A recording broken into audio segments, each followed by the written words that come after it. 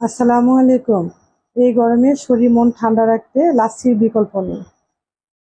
প্রতিদিন বাসায় বানিয়ে খাওয়াতে পারেন পরিবার পরিজনকে।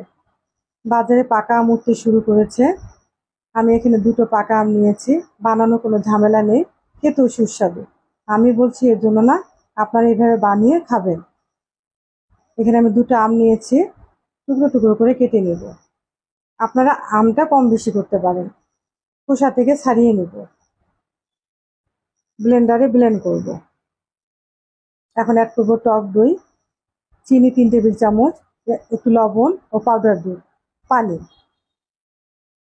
ব্লেন্ডারে ব্লেন্ড করে নেব। একটা ছাঁকনি দিয়ে ছেঁকে নেব। আমি একটু গাঢ় করেছি, আপনারা চাইলে একটু পাতলা করতে পারেন। এখন দেবো ভ্যানিলা আইসক্রিম। এটা একেবারে অপশনাল, দিতে না চাইলে স্কিপ করতে পারেন, এমনিতেই সুস্বাদু। ভালো থাকবেন, সুস্থ থাকবেন।